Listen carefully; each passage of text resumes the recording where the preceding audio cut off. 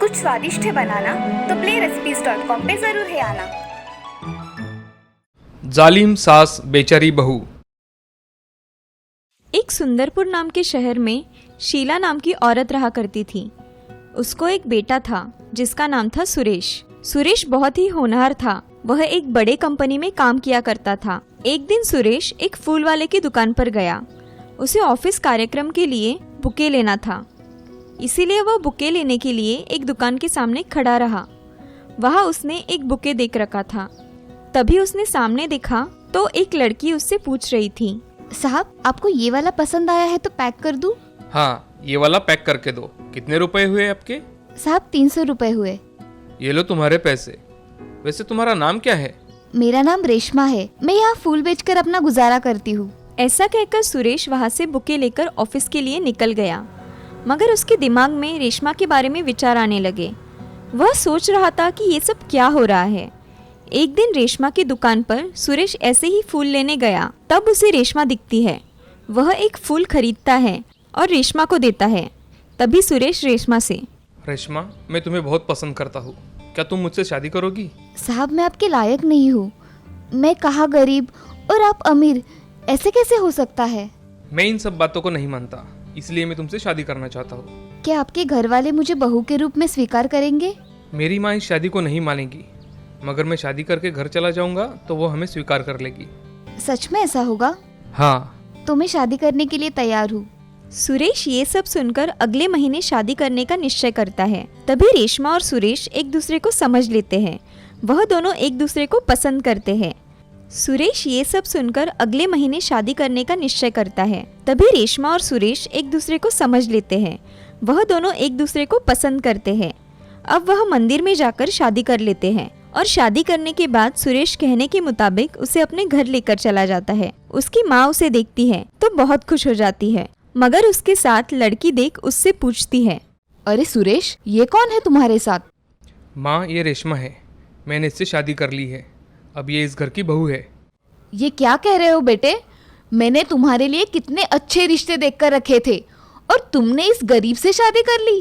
माँ, आप इसे कुछ मत कहिए। मैंने मेरे मर्जी से इससे शादी की है। आप इसको कुछ नहीं बोलोगी। और रहा सवाल गरीबी का, तो मैं सिर्फ इंसान देखता हूँ, पैसा नहीं। उसकी ये बातें सुन शीला, ठीक है बेटा, तुम कह रहे हो तो मैं इसे अपनी बहू मान लेती हूँ, मगर इसे हमारे तौर तरीके सीखने होंगे। मैं सीखूंगी माँ जी। ऐसा कहकर सुरेश और रेशमा अपने कमरे में चले जाते हैं। अब अगले दिन रेशमा अपने घर में किचन में खाना बनाती है। वह बहुत अच्छा खाना बनाती है और घर के सारे काम कर लेती है। उसकी सास शीला को ये बात अच्छी नहीं लगती, क्योंकि शादी उसकी मर्जी के खिलाफ हुई थी। अब एक दिन शीला रेशमा से, अरे रेशमा, मेरे लिए जरा चाय लेकर आना। जी माँ जी, अभी लाती हूँ। ऐसा कहकर रेशमा उन्हें चाय लेकर आती है। चाय लाने में थोड़ी देर हो जाती है तो शीला उसे कहती है, अरे बहू, चाय बना रही हो या खीर बना रही हो? नहीं माँ जी, ये देखो मैं ले आई। शीला चाय पीकर देखती है तो उसे चाय का स्वाद बहुत अच्छा लगता है, मगर बहू को कुछ बुरा भला कहने के लिए उसे कहती है, अरे बहू, चाय तो ढंग से बनाया करो, इसमें कुछ स्वाद ही नहीं है। माँ जी, मैं दूसरी बना कर लाऊं? नहीं, रहने दो, यही रह गया था। डबल चाय बनाओ और मेरे बेटे के पैसे खर्च करो। रेशमा कुछ नहीं कहती। थोड़ी देर बाद रेशमा किचन में काम करने के लिए निकल जाती है। उस दिन शीला रेशमा के लिए बहुत सारे कपड़े धोने के लिए निकालती है। तभी, बहू, ओ बहू, सुनती हो? यहाँ कपड़े पड़े हैं, धो देना। रेशमा वहाँ आकर देखती है तो वहाँ इतने सारे कपड़े पड़े होते हैं। उन्हें देख रेशमा अपनी सास से, हाँ माँ जी, मैं धो दूंगी, अब चिंता मत करिए। ऐसा कहकर रेशमा अपना घर का काम निपटाकर 3 बकेट कपड़े धो डालती है और उसे सुखाने के लिए टेरेस पर चली जाती है। थोड़ी देर में रेशमा कपड़े सुखाकर आ जाती है। अब नीचे आकर उसके सास ने बाहर से टहलकर आने के बाद पैर साफ नहीं किए और वैसे ही घर भर घूमती ही रही। ये देख रेशमा समझ गई कि माँ जी जानबूझकर ऐसे कर रही है। ये देख शीला रेशमा से, अरे बहू, घर देखो कितना गंदा हो गया है, देखो जरा, इसे जल्दी साफ करो। जी माँ जी, अभी कर देती हूँ। ऐसा कहकर रेशमा अपना घर साफ कर देती है और सबके लिए खाना लगाने के लिए किचन में आ जाती है। खाना जल्दी जल्दी गर्म करके परोसती है। सभी खाना खाने के लिए बैठ जाते हैं। तभी रेशमा सबको खाना परोसती है। तब सुरेश बोलता है, रेशमा, खाना बहुत अच्छा बना है। रेशमा ये सब देख मुस्कुराई, मगर शीला को ये बात बिल्कुल पसंद नहीं आई। वह मन में कुछ सोचकर खाना खा लेती है और सोने चली जाती है। अगले दिन रेशमा खाना बनाती है और कुछ काम याद आने की वजह से किचन से बाहर चली जाती है। और तभी शीला किचन में आकर सब्जी में बहुत सारा मिर्च पाउडर डाल देती है और दूसरी सब्जी में बहुत सारा नमक डाल देती है। ये सब डालने के बाद शीला किचन से बाहर जाकर हॉल में बैठ जाती है। अब शीला रेशमा से बोलती है, अरे बहू, ओ बहू, आज खाना नहीं बनाया क्या? बनाया है ना माँ जी, मैं आपको खाना परोस देती हूँ। नहीं, अभी नहीं, अभी सुरेश आएगा, उसके साथ ही खाना खाऊंगी। ठीक है माँ जी, मैं बाकी के काम कर लेती हूँ। हाँ ठीक है। ऐसा कहकर शीला हॉल में पेपर पढ़ रही थी। तभी थोड़ी ही देर में सुरेश घर आ गया। उसे देख रेशमा, अजी आप आ गए? माँ जी कब से आपका खाने पर इंतजार कर रही है। अच्छा, तुम खाना लगाओ, मैं फ्रेश होकर आता हूँ। ऐसा कहकर सुरेश फ्रेश होने चला जाता है। तभी रेशमा सब खाना गरम करके टेबल पर लगा देती है और खाना परोसती है। तभी रेशमा उसकी सास को आवाज़ देती है, माँ जी आइए, खाना लगा दिया है। हाँ आई। ऐसा कहकर शीला मन ही मन मुस्कुराई और खाना खाने टेबल पर आ गई। अब सुरेश भी आ गया। अब दोनों खाना खाने के लिए बैठ जाते हैं। तभी शीला एक निवाला खाती है तो उसे सब्जी बहुत तीखी लगती है। वह उसे वही थूकती है। थू थू थू थू थू थू। अरे ओ कमबख्त, अभी मारना चाहती हो क्या तुम मुझे? क्या हुआ माँ जी? अरे खाने में क्या मिलाया है तुमने? इतना तीखा, और ये सब्जी तो मैं खा भी नहीं सकती। अरे माँ, ऐसा क्यों कह रही हो? रेशमा खाना तो बहुत अच्छा बनाती है। अरे तू भी खा के देख, फिर बोल। सुरेश एक निवाला खाता है तो एक ही मिनट में वह निवाला बाहर निकाल डालता है और रेशमा से बोलता है, अरे रेशमा, तुमने आज खाना कैसे बनाया है? इतना तीखा और इतना नमक खाने में कोई डालता है क्या? अजय मुझे सच में नहीं पता ये कैसे हुआ, मैंने कम ही नमक डाला था। रेशमा, अगली बार ऐसी गलती नहीं होनी चाहिए, समझी? ऐसा खाना बनाओगी तो माँ तुम पर और गुस्सा हो जाएगी। जी अगली बार मैं ध्यान रखूंगी। अच्छा, ये खाना डाल दो और दूसरा खाना जल्दी बनाओ, मैं बाहर हूँ। जी मैं अभी बनाती हूँ। ऐसा कहकर रेशमा किचन में जाकर खाना बनाती है, मगर मन में सोचती है कि ये कैसे हुआ? मैंने तो नमक और मिर्च पाउडर सही तरीके से डाली थी, ये कैसे हो गया? रेशमा अब जल्दी जल्दी में खाना बना लेती है और खाना बनाकर सबको फिर से बुला लाती है। तभी सारे खाना खाने बैठ जाते हैं और खाना खा लेते हैं। सबको खाना खाते देख रेशमा बहुत खुश हो जाती है। वह सुरेश से, अजी आपका बहुत बहुत धन्यवाद, आपने मुझे समझा और फिर से खाना खाने के लिए आ गए। अरे आते कैसे नहीं? खाना नहीं खाते तो भूखा ही सोना पड़ता। ऐसा कभी हो सकता है भला? मैं आप दोनों को भूखा सोने दूं? चलो मैं सोने जा रहा हूँ। तुम तुम्हारा काम जल्दी खत्म करो और आ जाओ। जी मैं काम खत्म करके आती हूँ। ऐसा कहकर रेशमा किचन का काम करने चली जाती है। सुरेश भी सोने के लिए चला जाता है। शीला भी सोने चली जाती है और मन में बहुत खुश हो जाती है। शीला मन ही मन में, आज कैसे सबक सिखाया है रेशमा के बच्ची को। ऐसा कहकर शीला खुशी खुशी सो जाती है। अगले दिन शीला घर में बैठी थी तो उसके घर में एक दूर की रिश्तेदार सुमन आती है। कोई है घर में? अरे सुमन आओ ना, कैसे आना हुआ? अरे तुम्हारे ही काम से आई हूँ। ये देखो लड़की तुम्हारे बेटे के लिए बहुत पैसे वाली है और ढेर सारा दहेज भी मिलेगा। अरे उसका अब क्या फायदा? क्या हुआ, तुम ऐसे क्यों बात कर रही हो? अरे मेरे बेटे ने छुपके से शादी कर ली, अब मैं कुछ नहीं कर सकती। अरे शीला देखो, अगर तुमने तुम्हारी बहू को इस घर से निकाल दिया तो तुम लाखों रुपए की मालकिन बन सकती हो और तुम्हारे बेटे का भविष्य उज्जवल हो जाएगा। हाँ तुम सही कह रही हो, मैं कुछ करती हूँ। मैं अभी चलती हूँ। जी। ऐसा कहकर सुमन वहाँ से चली जाती है और शीला दिन भर उस बारे में सोचती रहती है। तभी रेशमा कपड़े सुखाने के लिए टेरेस पर चली जाती है तो शीला के दिमाग में एक विचार आता है और शीला खुद से, इस रेशमा के बच्ची को अगर मैं छत से धक्का दे दूं तो किसी को खबर भी नहीं होगी और मुझ पर नाम भी नहीं आएगा। ऐसा सोचकर शीला छत पर चली जाती है और देखती है कि रेशमा कपड़े सुखा रही है। तभी शीला उसे धक्का देने ही वाली थी कि रेशमा कपड़े डालने के लिए दूसरे बाजू चली जाती है। शीला जोर से आने की वजह से पैर फिसलकर नीचे गिर जाती है। उसे बहुत चोट आ जाती है। तब रेशमा उनके पास जाकर, अरे माँ जी, आप कैसे गिर गई? उठिए, मुझे हाथ दीजिए। शीला दर्द से बहुत तड़प रही थी। वैसे ही उसने रेशमा को हाथ दिया। पड़ोसियों की मदद से रेशमा ने उसकी सास को अस्पताल लेकर आई और उनका अच्छी तरह से इलाज करवाया। उनके हाथ पैर टूट गए थे, सभी जगह प्लास्टर बंधा हुआ था। तभी शीला मन में सोचती है, मेरी बहू कितनी अच्छी है। मेरे इतने सताने के बाद भी देखो मेरी कितनी सेवा कर रही है। मैं गलत थी, मैंने अपनी बहू को पहचानने में गलती कर दी। तभी शीला सुरेश से, सुरेश, मेरी बहू हीरा है, हीरा। आज वो नहीं होती तो मेरा क्या होता? माँ जी, आप ऐसा मत कहिए। माँ, तुम अब आराम करो, बातें बाद में होती रहेगी। नहीं रे सुरेश, मैं हमेशा तुम्हें गलत समझती रही, मगर मैं गलत थी। मेरी बहू बहुत अच्छी है, मेरी सब बातें मानती है और उसके बदले में उफ भी नहीं करती। ऐसा कहते कहते शीला की आंखों में आंसू आ जाते हैं और रेशमा वह आंसू पोंछती है। माँ जी, आप आराम करिए, रोइए मत, मैं यही हूँ, ठीक है? अब शीला कुछ दिनों बाद घर आ जाती है। तब रेशमा उसकी बहुत सेवा करती है। अब रेशमा और शीला खुशी खुशी रहने लगे थे। ये सब देख सुरेश भी बहुत खुश था। इस कहानी से हमें ये सीख मिलती है कि किसी के बारे में कभी भी बुरा नहीं सोचना चाहिए। जो दूसरों के बारे में बुरा सोचता है, भगवान उसके साथ वैसा ही करते हैं।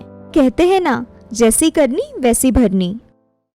सुंदरपुर नाम के गांव में विमला देवी नाम की एक औरत रहा करती थी। उसे एक बेटा और एक बेटी थी। बेटे का नाम था देव और बेटी का नाम था सुमन। विमला देवी का बेटा एक बहुत बड़े बैंक का मैनेजर था और इस बात का विमला देवी को बहुत गर्व था। वो अपने बेटे का बहुत ख्याल रखती थी। देव भी अपनी माँ की कोई भी बात नहीं टालता था। वो हमेशा अपने माँ की हर बात मानता था। विमला की बेटी सुमन आगे पढ़ाई करके अच्छी नौकरी करना चाहती थी, लेकिन विमला देवी को बेटियों की नौकरी करना पसंद नहीं था। इसलिए सुमन की पढ़ाई पूरी होते ही विमला ने उसके लिए एक अच्छा रिश्ता देखकर उसकी शादी कर दी और अपने बेटे के लिए भी अच्छी बहू की तलाश में जुट गई। ऐसे ही एक दिन विमला देवी का भाई नरेंद्र और भाभी शांति उनके घर आए। अरे आओ भैया, आज अचानक कैसे आना हुआ आपका? कुछ नहीं दीदी, जरा बेटी की शादी के सिलसिले में यहाँ आया था, सोचा आपसे मिलके चलूं। बहुत अच्छा किया भैया। वैसे भी आपको आपके काम से फुर्सत कहाँ मिलती है? तो क्या हुआ रिश्ते का? अच्छा परिवार है तो सोच रहा हूँ कि बड़ी बेटी की जल्दी से जल्दी शादी कर दूं। उसके बाद में और 3 शादियां भी तो करनी है। हाँ, बहुत अच्छा निर्णय लिया है आपने भैया। जल्द ही अंजलि की शादी कर दो, अब उसकी पढ़ाई भी तो इस साल पूरी हो जाएगी। हाँ, इसीलिए रिश्ता अभी से देखना शुरू कर दिया। विमला दीदी, आपको अगर बुरा ना लगे तो आपसे एक बात कहूँ? अरे भाभी, मुझे क्यों किस बात का बुरा लगेगा? आप बेझिझक कहिए आपको जो कहना है। आप अंजलि को अच्छे से जानती हो, वो कितनी शांत, सुशील और गुणी लड़की है। हमेशा पढ़ाई में अव्वल आती है और घर का सारा काम भी जानती है, बड़ों की इज्जत भी करती है। अरे हाँ भाभी, मुझे सब पता है अंजलि के बारे में। वो बचपन से कैसी है मुझे सब पता है। मेरी सबसे लाडली है मेरी अंजलि। आपको जो कहना है साफ साफ कहो भाभी। दीदी, मैं सोच रही थी बाहर रिश्ता देखने से अच्छा आप ही क्यों नहीं अंजलि को अपने घर की बहू बना लेती? आप भी तो देव के लिए अच्छी लड़की खोज रही हो, हमें भी कोई चिंता नहीं रहेगी और आपको भी।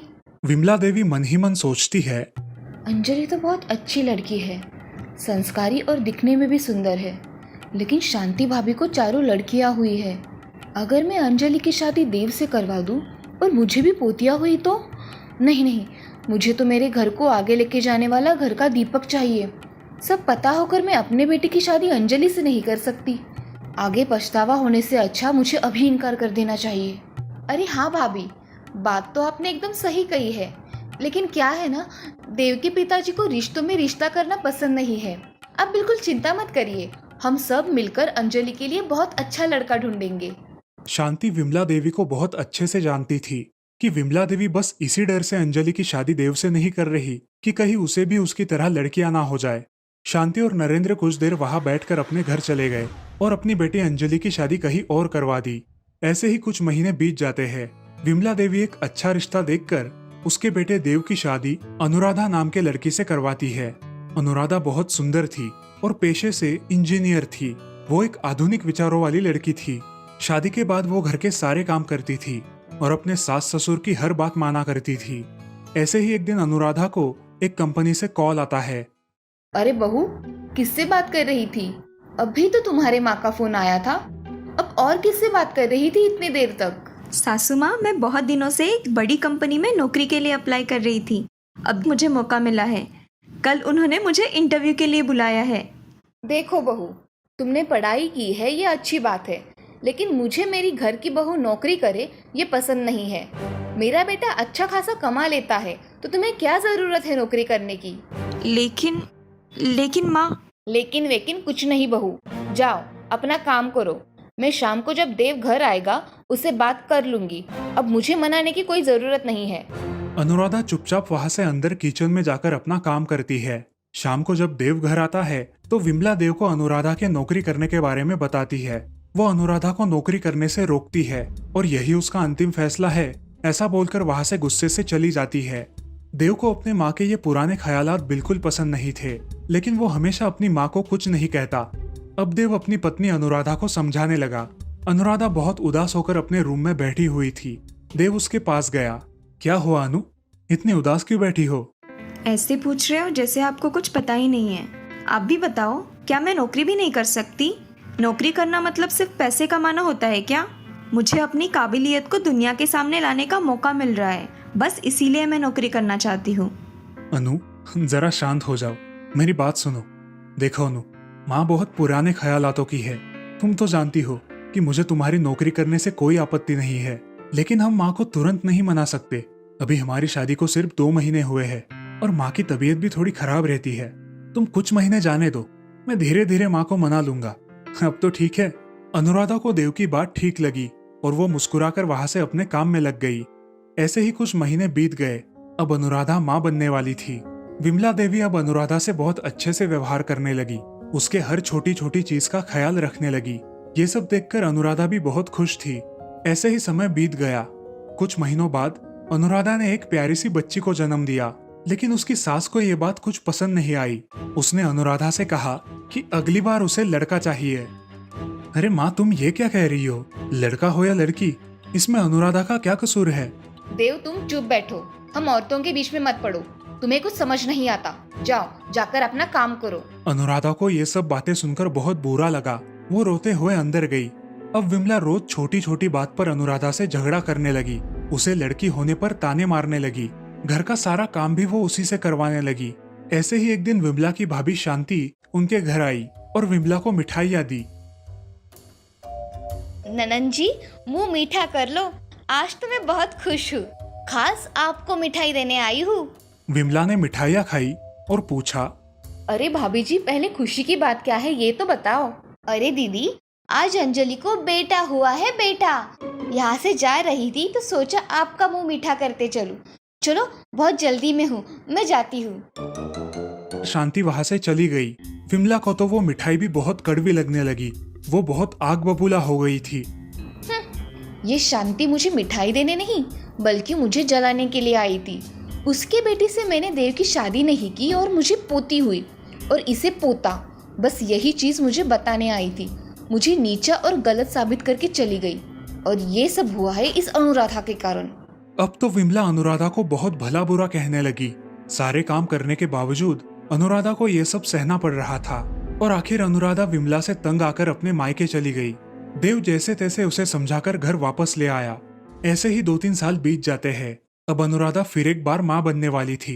देखो बहू, अगर इस बार मुझे पोता नहीं हुआ तो मुझे अपना मुंह भी मत दिखाना, और यहाँ इस घर में भी मत आना। मैं अपने बेटे की दूसरी शादी कर दूंगी। अरे सासू माँ, आज तक मैंने सब कुछ सहन कर लिया, लेकिन अब नहीं। मुझे लड़का हो या लड़की, मुझे दोनों समान है। और आज के बाद आपने मुझे लड़का या लड़की होने से तंग किया तो मैं आपकी पुलिस में कंप्लेंट कर दूंगी। ये बात आप भी समझ लो। अनुराधा के उल्टे जवाब देने के कारण विमला उस पर और जुल्म करने लगी, ये जानते हुए कि वो पेट से है। अब विमला उसकी छोटी पोती पर भी ध्यान नहीं देती थी, उसे भी भला बुरा कहने लगी। ऐसे ही कुछ वक्त बीत गया। डिलीवरी के लिए देव अनुराधा को अस्पताल लेकर गया, लेकिन विमला उसके साथ तक नहीं गई। अनुराधा ने एक सुंदर लड़के को जन्म दिया, और ये बात देव ने घर जाकर अपने माँ को बताई।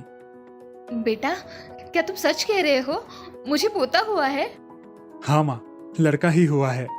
बेटा चलो, अभी के अभी मुझे हॉस्पिटल ले चलो। मुझे मेरे पोते को देखना है, उसे गोद में लेना है। विमला देव के साथ अस्पताल गई और अपने पोते को गोद में उठा लिया। अरे मेरे कुल के दीपक, मेरे चिराग, तुम्हारे दादी को तो कब से तुम्हारा इंतजार था। आखिर हमारे घर का राजकुमार आ ही गया। अब देखो मैं उस शांति का मुंह कैसे बंद करती हूँ। मुझे जलाने आई थी, अब तो उसे मैं अपनी घर की दहलीज भी पार नहीं करने दूंगी। अब विमला अपने पोते को लेकर बहुत खुश थी। अनुराधा के प्रति उसका व्यवहार भी बदल गया। ऐसे ही कुछ दिनों बाद विमला की बेटी सुमन भी मां बनने वाली थी और इसीलिए विमला उसे अपने घर लेकर आई थी। वो सुमन का बहुत ख्याल रखती थी। अनुराधा भी सुमन का बहुत ख्याल रखती थी। ये देख सुमन एक दिन अनुराधा से कहती है, भाभी, तुम इस दुनिया की सबसे अच्छी भाभी हो। आप मेरा कितना ख्याल रखती हो, और हो सके तो मुझे माफ़ कर देना भाभी। जब माँ तुम्हें इतनी सारी तकलीफ दे रही थी, ये पता होने के बावजूद भी मैं कुछ नहीं कर पाई। फिर भी तुमने सबका अच्छे से ख्याल रखा। ये माँ को तो हम नहीं बदल सकते। अरे सुमन, ऐसी कोई बात नहीं है। मैं तो सिर्फ मेरा फ़र्ज़ निभा रही हूँ। एक औरत होकर हम एक औरत को इस हाल में उसके भरोसे कैसे छोड़ सकते हैं। हमें सबसे पहले औरत होने का फ़र्ज़ निभाना चाहिए। मुझे पता है कि क्या क्या ज़रूरत होती है, इसीलिए मैं तुम्हें हर वो चीज़ दे रही हूँ जो मेरे टाइम मुझे अकेले करनी पड़ी। जो मेरे साथ हुआ वो मैं किसी और के साथ नहीं होने दूंगी। अब सुमन की भी डिलीवरी का वक्त आता है और सुमन एक प्यारी सी लड़की को जन्म देती है। ये बात सुमन की सास को खटकती है और वो विमला के सामने सुमन को खरी खोटी सुनाती है। देखो बहू, मुझे तो पोता चाहिए था, लेकिन अगली बार मुझे पोता ही चाहिए। तुम्हारी माँ ने तो तुम्हारे भाभी को कितनी तकलीफ दी है, ये हमें सब पता है। मैंने तो बस मेरी इच्छा बताई है, ध्यान में रखना। ऐसा बोल के निर्मला वहां से चली गई। पास ही में खड़ी विमला ये सब सुन रही थी। विमला को अपने किए हुए बर्ताव पर बहुत पछतावा हुआ। उसे समझ में आ गया कि एक औरत होकर उसने दूसरी औरत की भावनाओं की कदर नहीं की थी, और जब खुद की बेटी को भी यही भुगतना पड़ा तो विमला को अपनी गलती का एहसास हुआ। विमला अपनी बहू अनुराधा से आग भी नहीं मिला पा रही थी। अब उसकी सोच में बदलाव आ गया। उसने अपनी बहू से माफी मांगी और उस दिन से लड़का और लड़की में भेद करना भी छोड़ दिया। अब विमला ने अनुराधा को नौकरी करने की भी अनुमति दे दी। विमला ने घर की जिम्मेदारी भी उठा ली और इस तरह सब लोग हंसी खुशी रहने लगे। इस कहानी से हमें ये सीख मिलती है कि लड़का हो या लड़की, हमें भेदभाव नहीं करना चाहिए।